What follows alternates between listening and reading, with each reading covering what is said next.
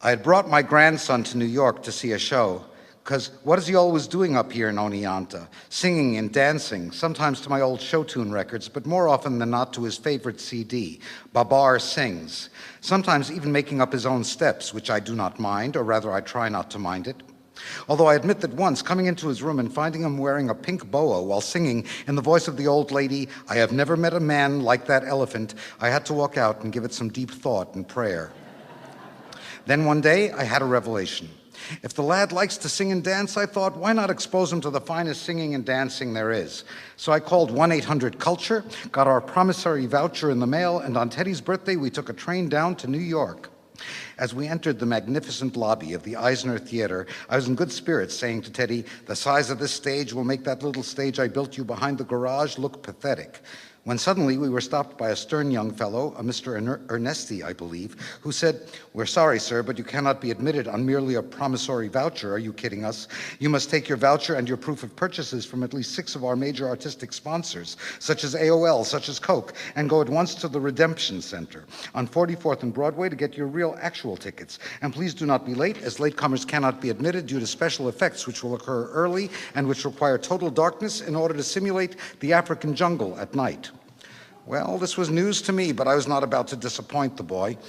We left the Eisner and started up Broadway, the Everly readers in the sidewalk reading the Everly strips in our shoes, the building-mounted mini-screens at eye level showing images reflective of the personal preferences that we'd stated on our monthly Everly preference worksheets, the numerous Cybeck sudden emergence screens out-thrusting or down-thrusting inches from our faces, and in addition I could very clearly hear the sound-only messages being beamed to me and me alone via various cacchio-oral focusers, such as one that shouted out to me between 42nd and 43rd, "Mr. Petrillo, you chose Burger King 8 times last fiscal year, but only 2 times thus far this fiscal year. Please do not forsake us now. There is a store 1 block north," in the voice of Broadway star Elaine Weston, while at 43rd, a light pole-mounted focuser shouted, "Golly, Leonard, remember your childhood on that farm in Oneonta? Why not reclaim those roots with a Starbucks country roast?"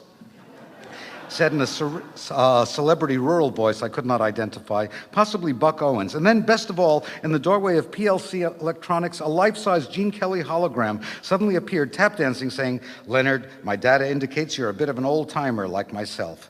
Gosh, in our day, life was simpler, wasn't it, Leonard? Why not come in and let Frankie Z explain the latest gizmos?" And he looked so real, I called out to Teddy, "Teddy, look there, Gene Kelly. Remember, I mentioned him to you as one of the all-time great dancers." But Teddy, of course, did not see Gene Kelly not being one of his preferences, but instead saw his hero, Babar, swinging a small monkey on his trunk while saying that his data indicated that Teddy did not yet own a Nintendo.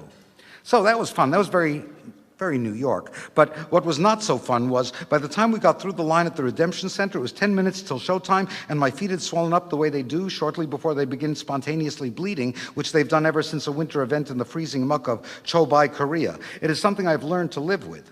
If I can sit, that's helpful. If I can lean against something, also good. Best of all, if I can take my shoes off, which I did, leaning against a wall. And off we went, me hobbling, Teddy holding my arm, making decent time, and I think we would have made the curtain, except suddenly there appeared a citizen helper who asked, were we from out of town? And was that why, via removing my shoes, I had caused my Everly strips to be rendered inoperative? And I said, yes, I regretted this very much. And then I made a mistake. I brought out a 20 and leaning over said, "Look, please, the kid really wants to see this show," which is when he pulled out his pad and began to write. So I made a quick decision and seized that citizen helper's ticket pad and flung it in the street, shouting at Teddy, "Run, run!" This, to me, is not America. What America is to me is, a guy doesn't want to buy, you let him not buy. You respect his not buying. A guy has a crazy notion different from your crazy notion, you pat him on the back and say, "Hey, pal, nice crazy notion, let's go have a beer." America to me should be shouting all the time, a bunch of shouting voices, most of them wrong, most of them nuts, but please, not just one droning, glamorous, reasonable voice. As for Teddy, as I write this, it is nearly midnight and he's tapping in the room above. He looks like a bird, our boy. He watches the same musical 15 times in a row.